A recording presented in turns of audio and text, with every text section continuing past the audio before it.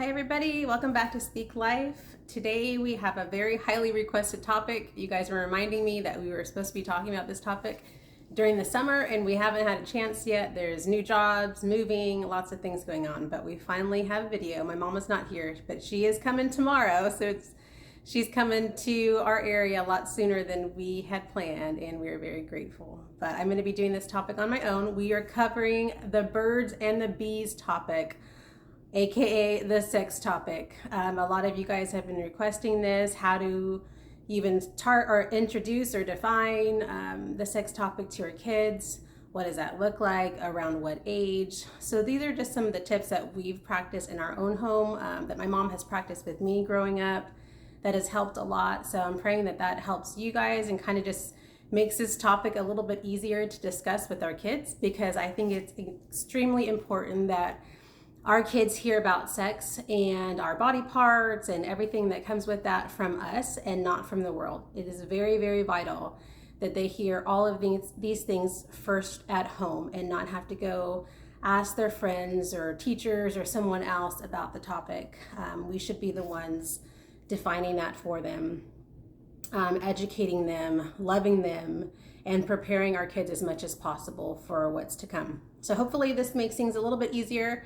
It might get a little bit awkward, some of the things we mentioned. If some of the stuff I mentioned today doesn't cover everything that you guys had topics about, I know I have emails and questions. Just continue to private message me like you have been doing on social media, and then I'll just respond there.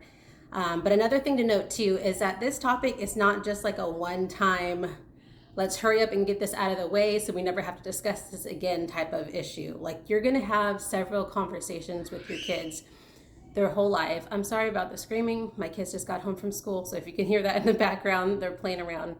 But this is not going to be that one-time conversation that you have with your kids. You're going to be having it, from 4 to 6 years old to 9 to 12, from their teenage years to young adulthood, and then maybe when they get married. So this is something that you have to consistently cover. It's going to look different. You're going to dig deeper and dive deeper on the sex topic at different stages that they're at. So this is not just a one-time deal. Too many times I hear kids come to me, youth come to me, teenagers, that their parents have never talked to them about any of this stuff. And they're curious, and that's how they get in trouble. They're curious and they're going to the world or to pornography or to anything that they can get their hands on because they're exploring this and they're curious. So we should be the ones defining that for them. But it's our goals as parents that our kids are comfortable enough, that we're creating an environment, you guys, at home where our kids feel safe enough and comfortable enough that they can come ask mom and dad, or if you're a single mom or a single dad, whatever your home environment looks like. But they should be comfortable enough and feel safe enough and loved to know, like, if I'm curious, I'm going to go talk to my parents about it. Or if I'm afraid, or if I feel guilty about something, or if I'm confused or excited, the first thing that my personal goal in our home is that they would come and run to us. And that actually happened today. It was funny because I was going to be talking about the sex topic and how we address that with our kids. But our youngest today, I picked him up from school right now. And he's like, I have something very appropriate to tell you. And I was like, I could tell by his body language and his attitude that he meant inappropriate. He's like, I'm like, do you mean inappropriate? He's like, yeah, I have something very inappropriate to be telling you. I said, okay, please. So he's all excited to tell me. And when they get in the car, it's like nonstop talking from all three of them about their day and what happened and things that they question. But he got in the car, our youngest, and he's like, I have something inappropriate is what he meant to say. He's like, in art class today, in choir or whatever they were singing, and they looked through like some art books. He's like, there was a drawing of a naked lady on there, and that was very inappropriate. And so we were laughing because we've already talked about these discussions and good pictures and bad pictures. I'm going to be introducing some of the books that we've introduced with our kids about good pictures, bad pictures, and kind of porn-proofing our kids for the future or preparing them for what they see. At school, it can be on accident, or their friends can show them something. So we were laughing about it in the car, and he's already prepared for that. And this was a drawing, this was art. And so it was just a funny topic. But anyway, the whole point is that your kids should feel comfortable enough to come and share everything with you. That when they feel like they've seen something bad, that they come run to their home where it's safe, place where they can ask questions and aren't going to feel ashamed or guilty or be feeding these negative thoughts in their minds. But they should have a safe place at home to come and ask mom and dad those hard questions that we have. But what was I going to talk about next? I talked about a creed. Sorry, I have a bunch of notes that I've been writing for the last month about this topic that you guys have been asking us. So I hope that you guys keep doing that, keep writing in. I'm planning on making these videos every couple weeks. Our schedules have changed a bunch, but hopefully every other week or every couple weeks, you guys should be getting new material from us. So keep writing in on social media what you want to hear. But it's important to note too, before I get started again, that this is going to be several conversations. Don't just take this video and think, okay, I'm going to do everything that I mentioned right now and then I'm good. I'm done for, the rest of my kid's life. This is something personally that is going to look different for every home. Every kid's at a different stage, but in the long run, the point is make sure you're being very present and aware and meeting with them where they're at and constantly looking for new ways to discuss that. Whether you're watching a movie and something comes up or they hear a friend mention a certain word, that your goal is to constantly educate them first before they have to go run out into the world and hear something else. But our first question that we usually get, me and my mom often, is when do we start defining what sex is to our kids and kind of how does that look like?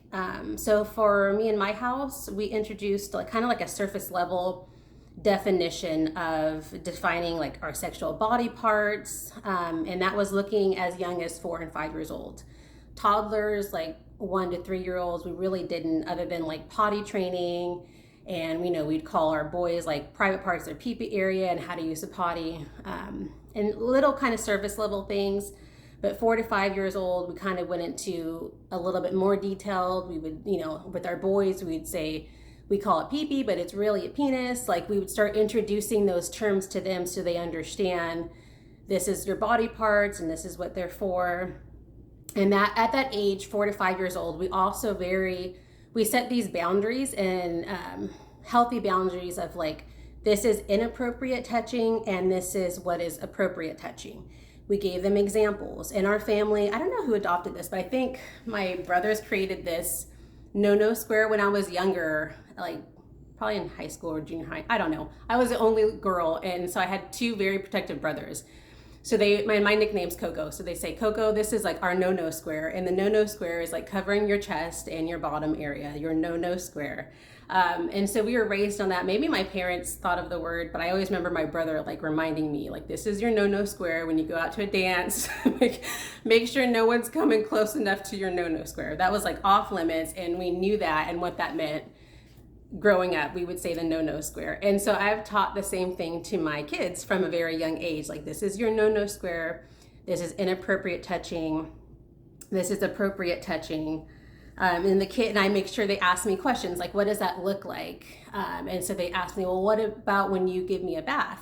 And this is like 4 to 5 years old. Is that inappropriate touching or appropriate touching? And I love that they ask that because I want to make sure I'm defining like what sexual abuse is, what's appropriate and what's not appropriate. And I include myself in that. So I don't say, oh, everyone else is inappropriate except mommy. No, I say, mommy, this would be inappropriate touching. I don't care if it's mommy. I don't care if it's daddy. I don't care if it's a pastor. I don't care if it's a teacher.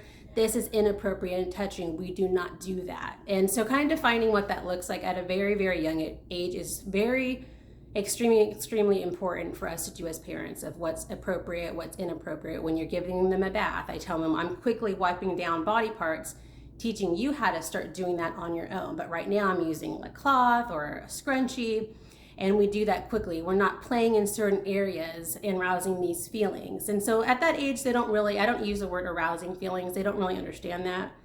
But I let them know we're not lingering in these body parts. I'm not using my hands. So just showing them what's appropriate, what's inappropriate.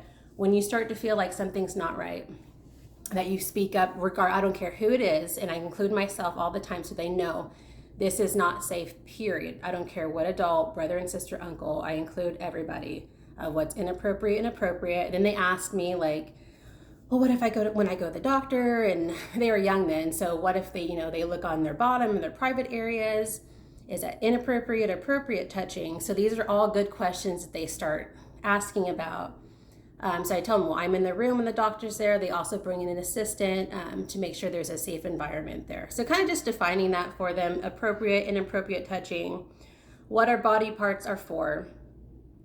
You can introduce a no-no square if you want to. We did. I still use it now because it's fun, and we just say what's appropriate, what's not appropriate. So that was like 4 to 5 years old. And then I'd say 5 to 6 years old, and really still kind of 4 to 6 years old. Some of my kids were more curious. The other ones are like, I don't want to hear anything about that. Please stop talking. So you're going to hear a different response from each kid, and other kids are maybe more curious than others. But I would encourage you to not just meet them where they are, but kind of search and dig and really make sure that you're the first person defining their sexual body parts, their sexuality, who God has created them to be, and what sex is. So 4 to 6 year old, especially in my boys, they started asking questions more. My daughter is more like, everything's like, she creates businesses, she's very artsy. She just has like a different, she doesn't question certain things. She's more focused on other stuff. But my boys, like in the bathtub, I would remember like them, rubbing up and down the bathtub like they're swimming in a pool. But then they'd have like the awkward questions of like, well, why does my pee-pee get bigger and then it gets smaller, And so I'm like the mom, like, okay, we should go grab your dad. And I always, bring my husband into the conversation too. But I'm thankful that they feel comfortable enough to ask me those things. And that's where I want it to stay. I want them to feel comfortable to come ask mom or come ask dad of, why are my body parts doing this and what is it used for? So again, at that age, is very surface level of explaining that, but not going into great detail because they're so young. But letting them know it's natural, especially for boys doing that. And then they would ask the questions of, well, where do babies come from exactly? Like, I know, like I'm like, well, where do you think that they come from? And I would, kind of put the question back in their square. And they're like, well, and this is when my kids were a lot younger, probably like 4. And every single one of them, I think except Abby. Abby never really asked. She's like, I don't want babies. I'm not getting married. I don't care where they come from.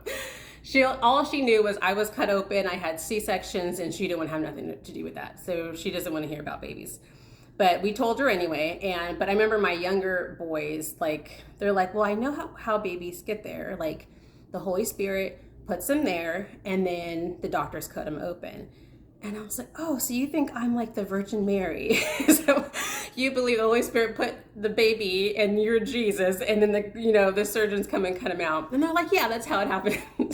And so I'm like, I'm flattered that you think I'm the Virgin Mary, but that's not how that happened. That's not how we make the babies. And so we started defining what sex was, and we made sure we did not shame sex. We didn't make it something that was horrible. There is consequences where it can be horrible. So we just defined sex being very safe and beautiful, and it's between mommies and daddies, but it's only safe and beautiful and fun within the content of a marriage. So we made that very clear to our kids, like, in marriage, it's all of those things. You don't have to feel the shame, the guilt. It's beautiful, it's safe, it's fun. It's between a mommy and a daddy only, and only in marriage. So we made sure we really defined what sex was, what that looked like. And they kept asking, okay, well, exactly how are they made?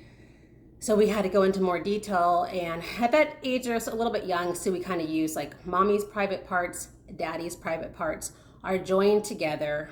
And then we produce a baby. And sex is not just for producing babies, but that's one of the things that we do to produce babies inside of a marriage with a mommy and a daddy.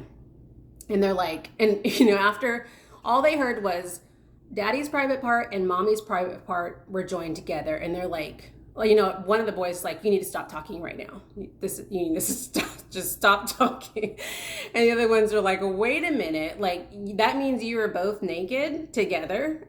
And we're like, yes, that's how it works. And they were just like disgusted, completely grossed out, completely how I wanted them to be after hearing about what sex is and what mommies and daddies have to do to make babies. So that was kind of our initial surface level description of what sex is, where babies come from. The next stage was, ages 9 to 12 years old, which is where my daughter and my son are now. And then our youngest son is 6 years old. But And that looks like kind of a different stage. And not necessarily for my kids yet, but it's kind of like their friends around them. I was a youth leader for years, so I've dealt with, babies, toddlers, children, to teens, to we did a young adult ministry too. So I've dealt with different kids at all different stages, counseled different situations, heard different things. So this is all coming from all of that background and from my own kids and from their friends, and kind of just getting their feedback and kind of addressing it. But from 9 to 12 years old, everyone's different.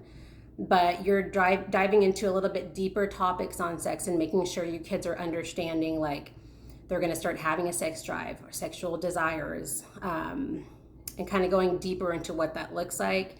And then they're also going to have the possibility of being exposed to pornography, either on purpose or on accident, or I didn't know that popped up, or, social media, so many different things. So really being aware of that. I know I've heard of boys from 11 years old, 10 years old already having sexual intercourse, which is crazy, but they're very young these days. And I feel like so many parents think, well, I can just wait till they're 15 to have that topic. And I really feel like it's way too late by then. So I'm just kind of giving you an idea to hopefully make this easier, and the different stages I've gone through that my mom's addressed with us as a young kid. I know starting school into kindergarten, I already knew what sex was, and I was very aware of the no square, what was inappropriate and inappropriate. I knew I can come to her for anything. But anyway, back to the ages 9 to 12 years old. The best way I feel like to know like where your child is or what your child knows is to really ask the hard questions and to be an over-involved parent, which I feel like I try to be. I tell my kids all the time, I'm going to be all up in your business until you move out of my home. That's just how it's going to be. And we're best friends. Like every single one of my kids is my best friend. So I make that known. They know that, and they don't really question it. It's kind of like mom's being mom, helicopter mom, whatever they call them these days. And I tell them, like, I love you guys so much. I want to make sure I'm preparing you guys, educating you at all costs, knowing what you're hearing, knowing what you're seeing.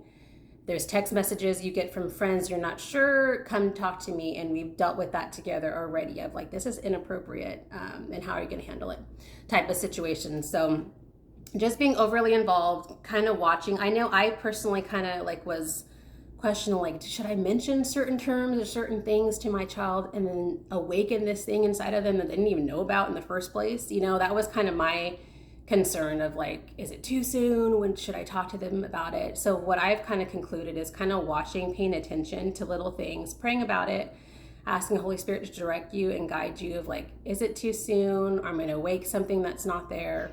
But also not prolonging it too much. I feel like there's a way to introduce certain things and kind of question what they know and don't know. So I don't know if that helps, but and asking the hard questions, like what do they know? Pay attention to the types of friends that are around them.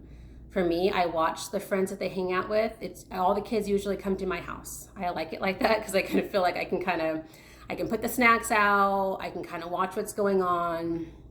I'm not like in every single room that they're in, but I'm monitoring things. I'm seeing if there's certain kids that are whispering too much or trying to hide from me or don't want to be around me at all or trying to drag my kid to another room. So there's things I'm aware of and make sure that I'm present about, and then I ask my kids about it later. See what they know, what they don't know, what terms they've heard of, and then kind of making sure I'm defining those terms before the world defines it for them or before their friends define it for them, and then possibly could lead to pornography or so many things. But just knowing, like I've asked my kids, do you guys know what porn is? And I'm going to introduce those 2 books that really help with this at the end. So hopefully that helps you guys, that I bought on Amazon. But like, have they been exposed to any nude pictures on accident? Like today, my 6-year-old seen like a drawing in art class of like the behind of a naked person. So it's just asking those questions, like, is it inappropriate, appropriate?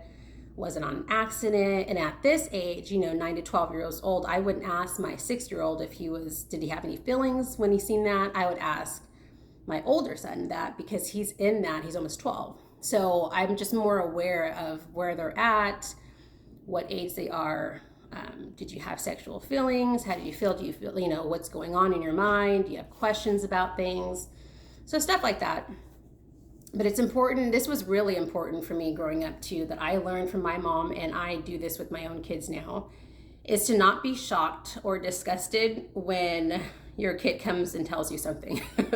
So my mom was really good at this. She was never, even if she felt like she was in shock or like, why are you asking me this? Like, she never felt like she never showed it. She never had like an expression like, you're a heathen, or like, why are you thinking that? Or where'd that come from? Or it was never like this huge deal. It was always like, oh, okay, well, where'd you hear that from? Or what do you think about that? It was just like this open conversation in a safe, loving environment where we knew we can come home and tell my mom anything.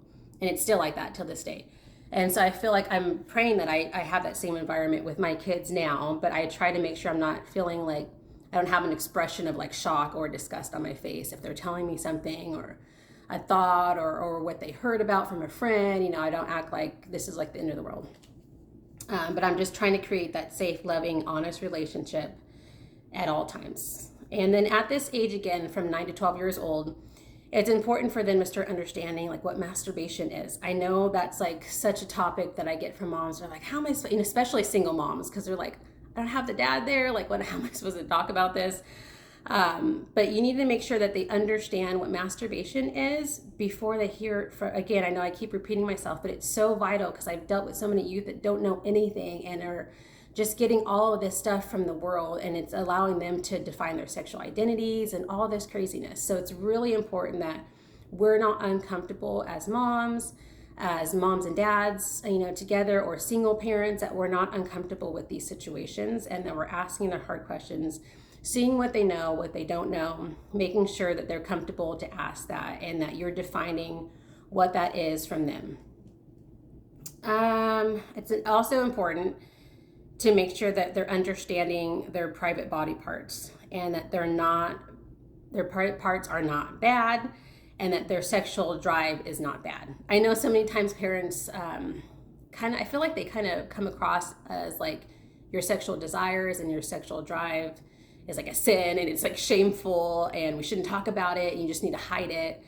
And I feel like they really start experiencing that from 11 to 12-year-olds, more so boys sometimes, but I think it's important that we're defining what a sexual drive was created for and that it shouldn't be shameful, that we're not trying to put a cap on a sexual drive or sexual desires, but making sure our kids know like this is natural. God put that inside of us to enjoy our spouse later. Like that drive and that desire was created for your future spouse.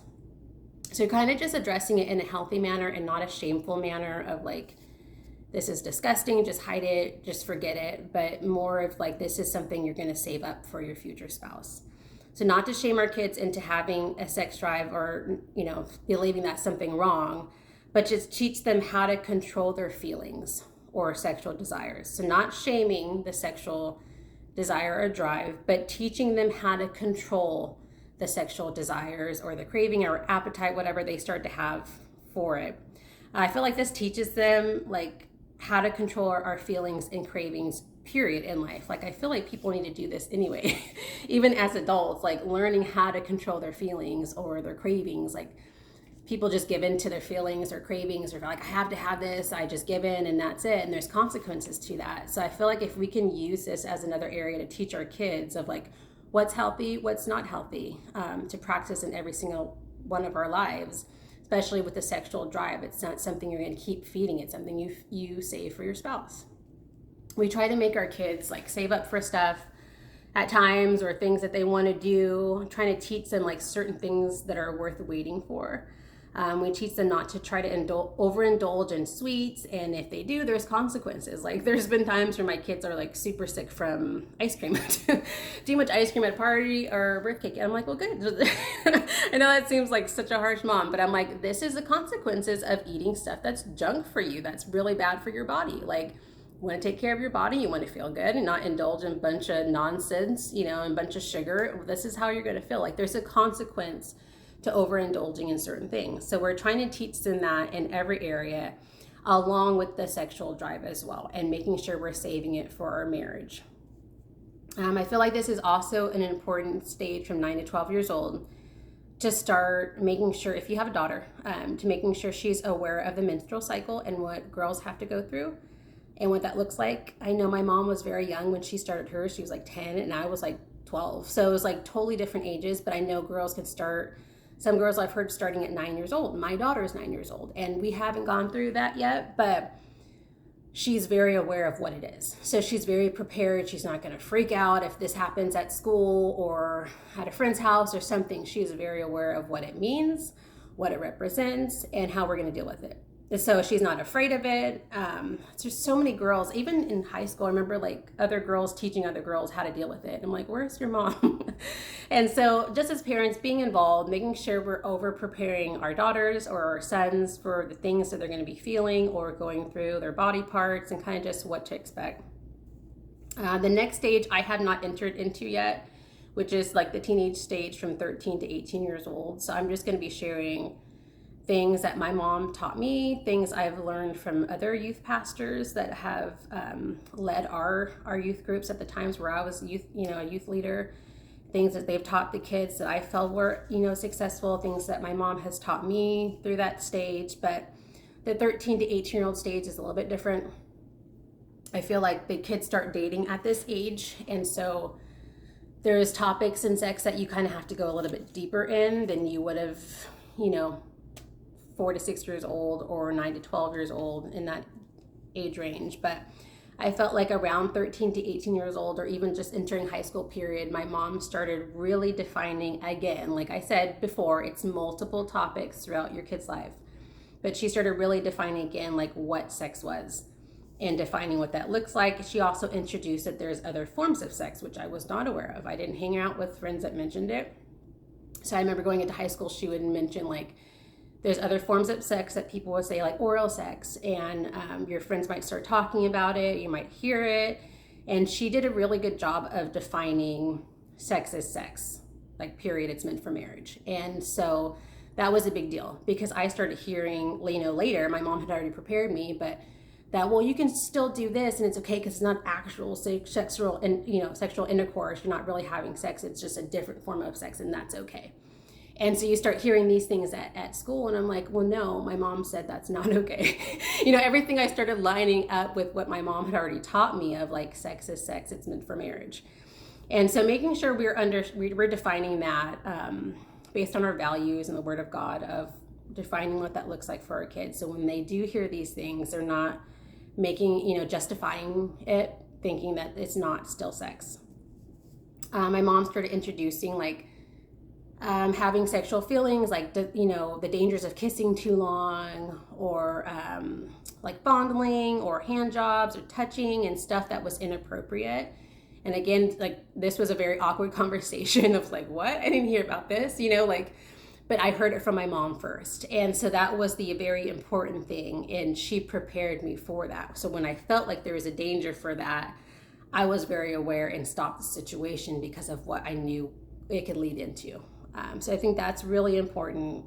My mom was really good about defining who I was. Like, she was very like, this is not for you. Like, you are classy, you are beautiful inside and out, and you've been set apart. This is not for you. You're going to hear about these things at school, but that's not for you. So she was really good at like telling me what I deserved, what the Bible said about me, what Jesus said about me. And then signals that I could send to boys if I behaved in a certain manner. So she defined all that in high school. And she also made it clear to me that sex was very painful for the first time as a virgin. It was going to be very painful, and I was going to bleed all over the sheets. It's like, no one says that. You go to school, and I remember talking to some of my friends, or kind of friends, they're more of acquaintances, but them talking about like their first time with like some random person, always trying to convince me I was like missing out on something. And I was so convinced. I was like, I'm not really, because I was always raised a certain way by my mom and the Word of God. And, they never mentioned all that stuff. It was kind of like, and then later I seen the bad consequences behind it. But, my mom really set the tone for me and was honest about stuff that not everybody else was talking about. So I feel like it's really important for us to be honest to our kids. What happens when you first have sex, how painful it is. And my mom would constantly tell me, if you don't want to have a baby, don't have sex. And that's opposite thing I was hearing at school, especially in like, 11th, 8th grade, or 11th and 12th grade. You start hearing at school like, well, there's condoms, there's birth control, and there's abortions. If you don't want the baby, you can just kill your baby. Like, those are things that you start hearing, like there's alternatives to things. And it's not really. It's like, you don't want to have a baby, don't have sex. It's meant for marriage. And it's pretty simple, but everyone has their own different beliefs. But my mom was really good at defining that for me. People would also tell me at school, I heard this from a couple different people. I don't know who says this. Maybe people say this. I don't know. But a couple different people told me, because they all knew I was saving myself for marriage. And they would say, like, you have to test drive the car before you buy it. I don't know. Meaning you should have sex while dating first to see if that person is worthy enough to marry based on your sexual encounter with them. So again, it was like I had to line up everything I heard from the Word of God and from my mom and what she had already educated me on. And I loved and I trusted my mom so much, and I loved Jesus so much at that time that I was like, I'm pretty sure I trust them more than some random guys telling me this on the side. And so that was really key to me. And that was one of the main reasons I wanted to make this video, just to share the importance of parent involvement with our kids and educating them first, being that first mention in their life in defining what sex is. So they already have that foundation laid out before they hear it from anyone else. My mom was also really good at speaking life over me. I know our channel is called Speak Life, so I kind of go back to that a lot, but she really did this a lot growing up. Like, she would constantly speak life over me. So like, just examples, a lot of her acquaintances, I wouldn't say close friends, like their daughters were getting pregnant and getting involved in stuff they shouldn't be getting involved. And they would always question me and my mom, like, is Nikki still getting straight A's? And my mom was like, yep. Is she still in the Christian club at school? Yep. Is she still doing this? Yep. And they're like, every like stage from like junior high to high school to college. So they're like, just wait till she's in high school and she starts dating. She's going to get pregnant like my daughter. And then I was in, junior high and high school, that didn't happen. And then it was like college. Oh, just wait till she's in college and exploring her options, and just wait. She's not going to be that good girl that you raised, and this is going to happen to her, and this is going to happen to her. And I would hear these things, and I'd be like, back then I would cry about everything. Like, that's so mean. But my mom was like, she wasn't as sensitive as I was, but she would kind of just speak her mind. And throughout that whole time, she would just consistently speak life over me. Like, that's not for my girl. Like, that's not my baby. That's not my Nikki. This is what she was set for. And she also always showed me grace too. Like, I didn't feel like I had to like live a no mistake life, or I couldn't mess up and come to her for anything. Like, she had that grace too, but she always spoke that life over me. So I always felt like, I don't know, it just encouraged me to keep going. It encouraged me of like why I was staying pure and the things that I was choosing to do, because she believed in me, and she kept speaking life over me when other people weren't. And I stayed a virgin until I got married. And I felt like it was part of the fear of it that my mom placed in me, which is good. So it was part of like, this is going to be really painful. And then there's a chance of getting a sexual disease. Like, there is that possibility. So she made that very clear to me too, that there's sexual transmitted diseases out there, and you don't know if you go randomly start sleeping with people what you're going to catch. So she made that very clear to me, and I was afraid of both of those most of my life. And I loved Jesus. I just didn't want to disappoint him, and that was really what kept me focused. I felt like, even though I felt like I didn't really was going to disappoint or separate the love of God from me, like, he's so gracious, but when you're so in love with someone, and I love the Lord and I love Jesus, I was like, I just don't want to do that, because you said this, and I really just want to stay in that safety zone, And so I felt like that helped dramatically make that decision for me.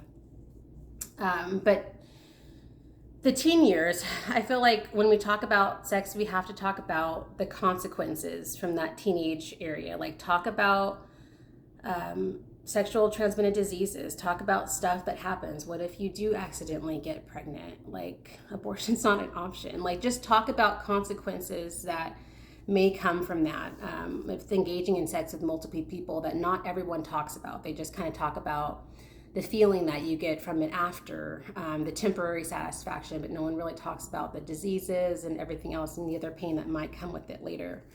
I remember one of my youth pastors that I used to serve under years ago, with parent permission, he didn't just show this on his own, but it really scared everybody, all of our, our youth, our high schoolers. But with parent permission, he brought up, like on the PowerPoint, whatever, sexually transmitted diseases on sexual body parts. And it was disgusting. And it was horrifying. I don't even think I've ever seen stuff like that. And I was a youth leader at the time. But, and all these high schoolers in the junior high in the room were like completely disgusted. And he's like, well, these are consequences sometimes that we don't mention. That's part of sex too, if you're not careful.